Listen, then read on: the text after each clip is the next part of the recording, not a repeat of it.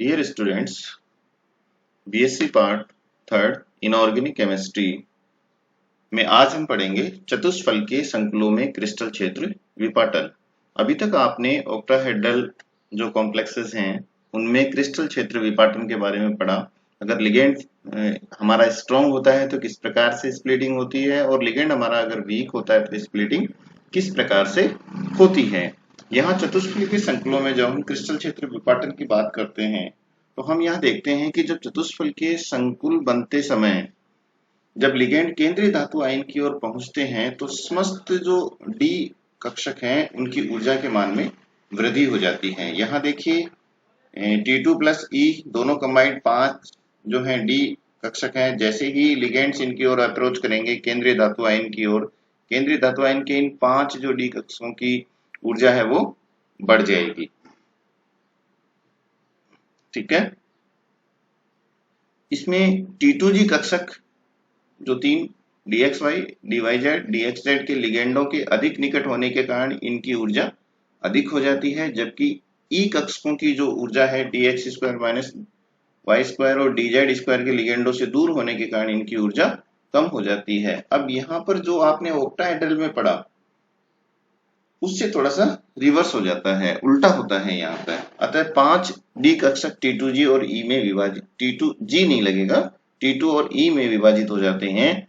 यहाँ T2 कक्षकों की ऊर्जा 0.4 डेल T4 टेट्राहेड्रल बढ़ जाती है, जबकि E कक्षकों की ऊर्जा -0.6 डेल T यानी T4 टेट्राहेड्रल के लिए काम आया, कम हो जाती है। ई और T2 कक्षकों का ऊर्जा अंतराल ही क्रिस्टल क्षेत्र विपाटन या CFSC या क्रिस्टल क्षेत्र विपाटन ऊर्जा कहलाती है। किसके लिए? चतुष्फलकीय संकुलों के लिए। अब यहाँ पे डायग्राम में देखिए, जैसे ही ये 5 जो डी कक्षक हैं लिगेंड्स इनकी तरफ अप्रोच करते हैं, इनकी एनर्जी बढ़ जाएगी और ये दो भागों में विभाजित हो जाएंगे, ई और T2। ई नीचे वाले कम एनर्जी वाले कक्षक हैं, इनकी एनर्जी -0.6 डेल टी कम हो जाती है, जबकि T2 कक्षकों की ऊर्जा जो है +0.4 बढ़ जाती है। ठीक है, और जो दोनों का जो डिफरेंस है वो होता है डेल टी या डेल टेट्राहेड्रल। अब इलेक्ट्रॉन्स सबसे पहले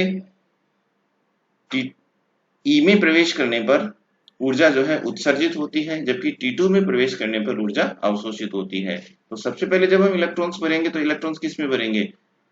ई कक्षकों में भरा जाएंगे, dz स्क्वायर और dx square minus Y square में पहले इलेक्ट्रॉन्स भरे जाएंगे और उसके बाद में फिर जो है T2 में इलेक्ट्रॉन्स भरे जाएंगे। एनर्जी गैप बहुत कम है, इसलिए यहाँ पर पेयरिंग नहीं होगी, केवल एक एक इलेक्ट्रॉन 1 1 1 1 1 यानी सभी में एक एक इलेक्ट्रॉन भरने के बाद ही पेयरिंग स्टार्ट होगी।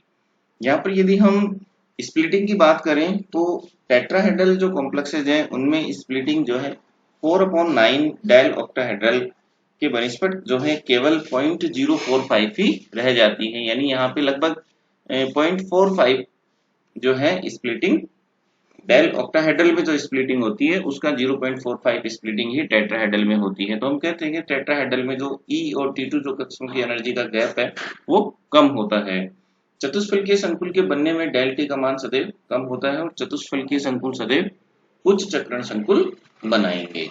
इसी कारण से ऐसा होता है कि वो उच्च चक्रण संकुल चतुष्फलकीय जो बनाएंगे, क्योंकि डेल टी का मान कम है तो इलेक्ट्रॉन इजीली जो है उस एनर्जी बैरियर को क्रॉस कर जाएगा और सभी में एक एक इलेक्ट्रॉन पहले भरा जाएगा, उसके बाद में पेयरिंग शुरू होगी।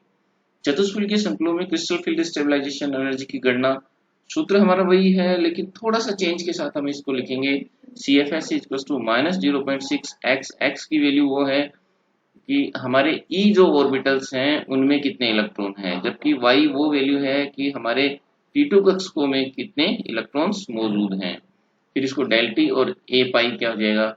पेयरिंग एनर्जी जिसको हम कहेंगे। ठीक है, अब अगर हमारा इलेक्ट्रॉनिक कॉन्फ़िगरेशन D1 हो, अगर हमारा इलेक्ट्रॉनिक कॉन्फ़िगरेशन क्या हो? D1 हो, तो हम इस कॉन्फ़िगरेशन को क्या लिखेंगे? E1 लिखा जाएगा, क्योंकि पहला इलेक्ट्रॉन किस में आएगा? E1 में आएगा। तो क्रिस्टल फील्ड स्टेबलाइजेशन में x का मान 1 रखेंगे, y का मान 0 रखेंगे, तो रिजल्ट आ जाएगा -0.6 डेल टी। आगे चलते हैं, D2 यानी अगर E के दोनों कक्षों में एक एक इलेक्ट्रॉन हो E ऑर्बिटल्स में, तो CFSE की वैल्यू x की जगह 2 रखेंगे और रिजल्ट आ जाएगा -1.2 डेल T। ठीक है, यहाँ पे कोई भी पेयर नहीं है इसलिए डेल A पाई का रिजल्ट 0 आ रहा है। फिर D3 होने पर E में 2 इलेक्ट्रॉन रहेंगे और T2 में 1 इलेक्ट्रॉन रहेगा। तो क्रिस्टल फिल स्ट्रेंथ x का मान 2 है और y का मान 1 है। जैसे ही मान रखेंगे हमारा रिजल्ट आएगा -0.8 डेल T। D4 होने पर E में 2 और T2 में भी 2, तो x की वैल्यू भी 2 हो गई, y की वैल्यू भी कितनी हो गई 2, दोनों का रिजल्ट आ जाएगा -0.4 डेल T। अगर D5 कॉन्फ़िगरेशन हो तो E में 2 इलेक्ट्रॉन रहेंगे, T2 में जो है 3 इलेक्ट्रॉन रहेंगे और क्रिस्टल फील्ड स्टेबलाइजेशन में x की जगह 2 और y की जगह 3, तो रिजल्ट हमारा आएगा 0 डेल T। यानी स्प्लिटिंग तो होगी लेकिन जितनी एनर्जी कम होगी उतनी एनर्जी बढ़ जाएगी, तो ओवरऑल जो हमारा क्रिस्टल फील्ड स्टेबलाइजेशन एनर्जी है वो उसका रिजल्ट 0 रहेगा। D6 होते ही अब पेयरिंग स्टार्ट हो जाएगी, E में 3 इलेक्ट्रॉन हो जाएंगे, T2 में 3 रहेंगे। टोटल हमारे लिए जो है x की वैल्यू 3 और y की वैल्यू 3 और हम मान रखेंगे तो हमारा रिजल्ट आ जाएगा -0.6 डेल T और पाई आ जाएगा। इसी तरह से हम D8, D9 और D10 की वैल्यू प्राप्त कर लेंगे। तो ये हो गया crystal field stabilisation energy for tetrahedral complexes. अब चलते हैं, यदि हम यही बात वर्ग समतलीय संकुलों में क्रिस्टल क्षेत्र विपाटन की करते हैं तो ये किस तरह से जो है स्प्लिटिंग होती है। थोड़ा सा पैटर्न में हमें डिफरेंट देखने को मिलता है। यदि हम यहाँ पैटर्न की बात करें तो सबसे पहले हम कि स्क्वायर प्लेनर कॉम्प्लेक्सेस बनते कहते हैं। यदि अष्टफल की संरचना के 6 लिगेंडों में से कोई भी 2 विपक्ष के लिगेंड थोड़ा दूर हटा लिए जाएं तो बनने वाली संरचना द्विसमलंबाक्ष संरचना बनती है। यदि इनको हटाते हटाते हम यदि कंप्लीट इन दोनों जो लिगेंड्स को हैं 6 में से 2 लिगेंड हम कंप्लीटली हटा देते हैं तो बचे हमारे पास 4 लिगेंड। तो मेटल आयन के पास में जो चारों लिगेंड बचते हैं और उससे जो स्ट्रक्चर बनती है उसे ही हम क्या कहेंगे, स्क्वायर प्लेनर स्ट्रक्चर कहते हैं। चारों एक ही प्लेन में जो है लिगेंड्स आपको देखने को मिलते हैं। यदि इन कोई भी 2 लिगेंडों को पूर्ण रूप से हटा दिया जाए तो बनी हुई जो बची हुई संरचना होती है वो वर्ग समतलीय संरचना होती है। यानी ऑक्टाहेड्रल जो स्ट्रक्चर होगी उसमें 6 लिगेंड होंगे, 6 लिगेंड्स में से कोई भी 2 विपरीत दिशा वाले आप लिगेंड्स को हटा देंगे तो बची हुई संरचना जो है हमारे लिए क्या होगी, वर्ग समतलीय या स्क्वायर प्लेनर। इसका एक एग्जांपल देखिए, निकिल टेट्रासाइनाइड 2- है, यहाँ पे D3D8 धातु आयन साइनाइड जैसे प्रबल लिगेंड्स यहाँ पे मौजूद होते हैं।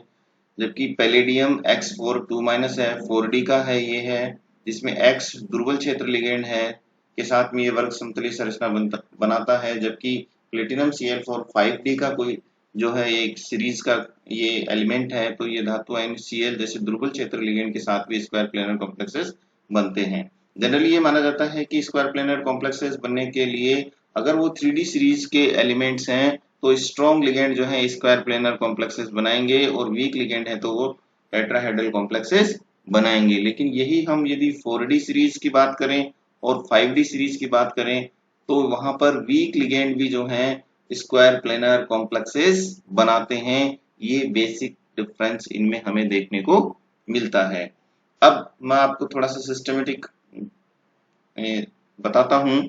यदि हमने 5 जो हमारे कक्षक हैं डी कक्षकों के वो समभ्रंश कक्षक होते हैं। यदि हम अष्टफलकी की बात करते हैं तो T2G3 नीचे आ जाते हैं और EG2 ऊपर चले जाते हैं। जब हम जो है अष्टफलकीय से थोड़ा सा और अगर हम स्प्लिटिंग हम देखने को आगे चलते हैं तो वर्ग समतलीय में जब हम स्प्लिटिंग की बात करते हैं तो T2G जो है 2 पार्ट्स में आगे डिवाइड हो जाता है। D जो है YZ और XZ, D XZ और D YZ। यहाँ D मिस हो रहा है, आप चेक कर लें, D लिखना आपको।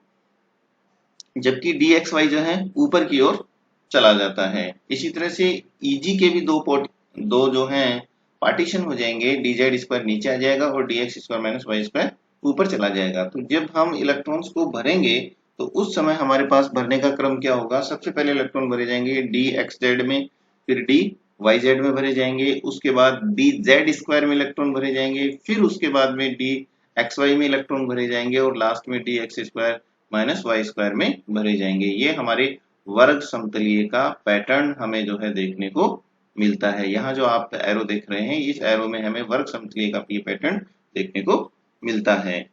वर्ग समतलीय संकुलों में जब विपाटन होता है तो T2G के 3 कक्षकों में से DXY, DYZ डबली डिजेनरेट रहेंगे निम्न ऊर्जा के, तथा शेष एक जो कक्षक है DXY जो कि सिंगल डिजेनरेट है, उच्च ऊर्जा का हो जाएगा और इसकी एनर्जी DZ² से भी ज्यादा हो जाएगी। ईजी कक्षकों के जब विपाटन की बात आएगी तो DZ² की ऊर्जा DXY से भी कम हो जाएगी तथा dx² की ऊर्जा जो है सबसे ज्यादा होगी। तो इस तरह का पैटर्न हमें देखने को मिलता है। कक्षकों की यदि ऊर्जा का क्रम हम देखें तो सब dxz और dyz दोनों की एनर्जी बराबर होगी, क्योंकि दोनों डबली डिजेनरेटेड हैं। उससे थोड़ी ज्यादा एनर्जी हमें dz² की देखने को मिलेगी और उससे ज्यादा एनर्जी हमें जो है dxy की देखने को मिलेगी और लास्ट में सबसे अधिक एनर्जी dx² की देखने को मिलेगी। जब हम इनकी स्प्लिटिंग की बात करते हैं, 5 धातु आयन के 5 जो समभ्रंश कक्षक हैं, इनकी एनर्जी राइजअप होगी और एनर्जी राइजअप होगी तो हमें इस तरह का पैटर्न देखने को मिलेगा। सबसे नीचे जो भी मैंने आपको बताया dyz, dxz, फिर dz², dxy और dx² - y²। तो यहाँ पर अब देखिए 3 तरह की जो है स्प्लिटिंग हमें देखने को मिलेगी। यदि हम इस पहली स्प्लिटिंग dyz, dxz और dz² के बीच में देखते हैं तो यह है del 1। सेकेंड स्प्लिटिंग हम dz² और dxy के बीच में देखते हैं तो ये है del 2। और थर्ड हम स्प्लिटिंग देखते हैं dxy और dx² - y², तो ये हो जाएगी आपके लिए del 3। तो हमारे पास 3 स्प्लिटिंग है, del 1, del 2, del 3। जब तीनों स्प्लिटिंग्स को हम जोड़ देते हैं तो del sp यानी क्रिस्टल फील्ड स्टेबलाइजेशन एनर्जी किसके लिए मिल जाएगी, हमें स्क्वायर प्लेनर कॉम्प्लेक्स के लिए CFC हमें मिल जाएगी। और ये CFC ऑक्टाहेड्रल जो कॉम्प्लेक्सेस होते हैं उनसे भी अधिक होती है। ये कितना होती है, 1.3 times more than octahedral complexes. It means highest splitting CFC हमें देखने को मिलेगी स्क्वायर प्लेनर कॉम्प्लेक्स में, उससे कम हमें देखने को मिलेगी ऑक्टाहेड्रल कॉम्प्लेक्सेस में, और सबसे कम जो है स्प्लिटिंग हमें देखने को मिलेगी टेट्राहेड्रल कॉम्प्लेक्सेस में। स्प्लिटिंग का सबसे मेन जो इंपॉर्टेंट जो पार्ट है दैट इज कि हम स्प्लिटिंग के द्वारा जो है ये डिसाइड कर लेते हैं कि हमारा जो कॉम्प्लेक्सेस है, अगर स्प्लिटिंग ज्यादा हुई है तो आने वाला जो लिगेंड है कॉम्प्लेक्स जो बनेगा वो इनर ऑर्बिटल्स को यूज करता हुआ बनेगा या इनर ऑर्बिटल कॉम्प्लेक्सेस बनेंगे। अगर लिगेंड वीक है तो आउटर ऑर्बिटल कॉम्प्लेक्सेस बनेंगे। अगर लिगेंड हमारा स्प्लिटिंग ज्यादा हुई, कारण लिगेंड हमारा क्या है, स्ट्रॉन्ग है। स्प्लिटिंग कम होती है तो लिगेंड हमारा क्या है, वीक है। तो मैग्नेटिक प्रॉपर्टीज की भी हम इसके आधार पर एक्सप्लेनेशन दे सकते हैं। स्ट्रक्चर जो है उसकी भी हम इसके आधार पर एक्सप्लेनेशन कर सकते हैं। अब है CFC को प्रभावित करने वाले कारक। ऐसे कौन से फैक्टर्स हैं जो CFC को प्रभावित करते हैं, थोड़ा सा मैंने इसको ब्रीफ में लिया है, बहुत संक्षेप में मैंने इसको यहाँ पे समझाया है। धातु आयन पर आवेश, धातु आयन पर यदि मान लीजिए आवेश ज्यादा होगा तो उस स्थिति में CFC का मान भी जो है ज्यादा होगा। लेकिन कुछ कंडीशंस हैं, यदि धातु आयन समान हो लेकिन ऑक्सीडेशन स्टेट अलग अलग हो तो अधिक ऑक्सीडेशन स्टेट होने पर CFC क्रिस्टल फील्ड स्टेबलाइजेशन का मान भी ज्यादा होगा, क्योंकि लिगेंड और मेटल के बीच में इंटरेक्शन क्या होगा, ज्यादा होगा। जितना ज्यादा इंटरेक्शन होगा CFC का मान उतना ही ज्यादा हो जाएगा। दूसरा, यदि ऑक्सीडेशन स्टेट समान है, माना कि दो मेटल्स हैं और दोनों की ऑक्सीडेशन स्टेट +3+3 है, तो उस स्थिति में डी इलेक्ट्रॉनों की संख्या अगर निम्न होती है तो डी इलेक्ट्रॉनों की संख्या यदि कम होती है तो डेल ओ का मान अधिक होगा। यानी दोनों एक दूसरे के क्या हैं, रिवर्स अपोजिट हैं। इसी तरह से चार्ज जैसे जैसे बढ़ेगा CFC का मान भी क्या होता जाएगा, अधिक होता चला जाएगा। जैसे एक D2 है और एक D3 है तो D3 वाला ज्यादा स्प्लिटिंग करेगा बजाय D2 के। यदि ऑक्सीडेशन स्टेट या आवेश अधिक होता है उस समय भी हमें डेल ऑक्टाहेड्रल या स्प्लिटिंग का मान बढ़ जाता है। अगर हमारे पास ट्रांजिशन सीरीज अगर चेंज हो रही है, जैसे हमने देखा ना स्क्वायर प्लेनर कॉम्प्लेक्सेस में, आपने देखा कि 3D वाले तो स्ट्रॉन्ग और वीक लिगेंड होने पर जो है अलग अलग तरह के कॉम्प्लेक्सेस बनाते हैं। लेकिन अगर 4D और 5D होते हैं उस स्थिति में, देखिए पीछे देखिए आपने यहाँ पे एग्जांपल्स में देखा होगा, ये दोनों वीक लिगेंड होने के बाद भी जो है ये स्क्वायर प्लेनर कॉम्प्लेक्सेस बना लेते हैं। यानी अगर हमारी सीरीज बढ़ जाती है, 3D के बजाय हम 4D सीरीज की बात करें या 5D की सीरीज की बात करें, तो वीक लिगेंड होते हुए भी यहाँ पर जो है स्क्वायर प्लेनर कॉम्प्लेक्सेस हमें देखने को मिलते हैं। अब कुछ एग्जांपल्स यहाँ पे मैंने दिए हैं। धातु आयन विन्यास है, ये इनकी एनर्जी आपके सामने रखी हुई है। कोबाल्ट 3D सीरीज का है, फिर रोडियम आ जाइए, फिर इरिडियम आ जाइए। ये 3D सीरीज के बाद में ये 4D और ये 5D। देखिए इलेक्ट्रॉनिक कॉन्फ़िगरेशन सबका सेम है। तो यहाँ पे जैसे जैसे सीरीज आपकी बढ़ती जा रही है, तो यहाँ पे स्प्लिटिंग के मान देखिए, ये 23,000 सेंटीमीटर इनवर्स, ये 34,000 सेंटीमीटर इनवर्स और 41,000 सेंटीमीटर इनवर्स। लिगेंडों की प्रकृति देखिए, नेचर ऑफ लिगेंड। पहला है लिगेंड का आकार एवं उसकी ध्रुवणशीलता।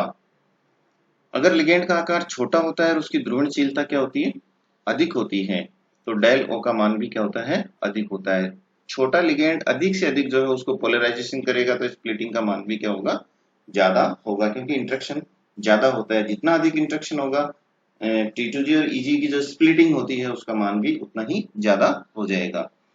जैसे मान लीजिए फ्लोराइड छोटी साइज का होता है लेकिन आयोडाइड बड़ी साइज का होता है, तो इसके लिए डेल ओ का जो मान है वो सर्वाधिक होगा, या इस सीरीज या इस क्रम को जो है फॉलो करेगा। लिगेंड पर यदि आवेश अधिक होगा तो भी CFSE का मान भी अधिक होगा। तो ये हम इसके द्वारा भी, इस सीरीज के द्वारा समझ सकते हैं।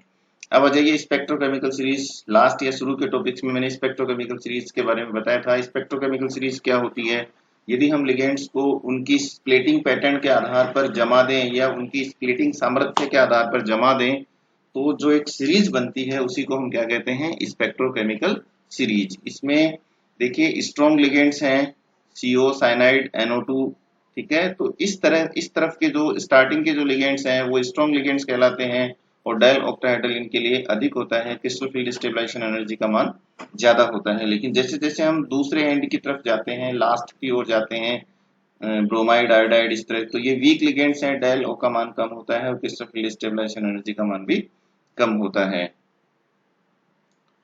तीसरा है संकुलों की ज्यामिति, कि संकुलों की ज्यामिति कैसी होती है, उसके आधार पर भी क्रिस्टल फील्ड स्टेबलाइजेशन एनर्जी जो है प्रभावित होती है।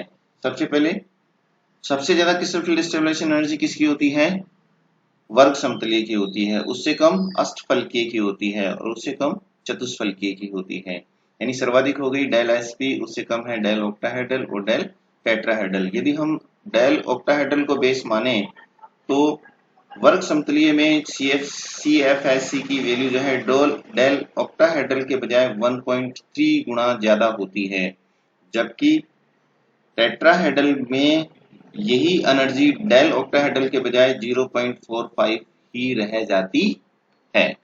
तो CFC का सर्वाधिक मान वर्ग समतलीय ज्यामिति वाले संकुलों में हमें देखने को मिलेगा, जबकि CFC का सबसे कम मान जो है चतुष्फलकीय ज्यामिति वाले संकुलों में देखने को मिलेगा। यही कारण है कि चतुष्फलकीय ज्यामिति वाले जो संकुल होते हैं वो हाई स्पिन कॉम्प्लेक्सेस बनाते हैं। थैंक यू, बहुत बहुत धन्यवाद। आपको यदि समझ में आता है तो आप चैनल को सब्सक्राइब कर सकते हैं ताकि आपको वीडियोस लगातार मिलते रहें। धन्यवाद।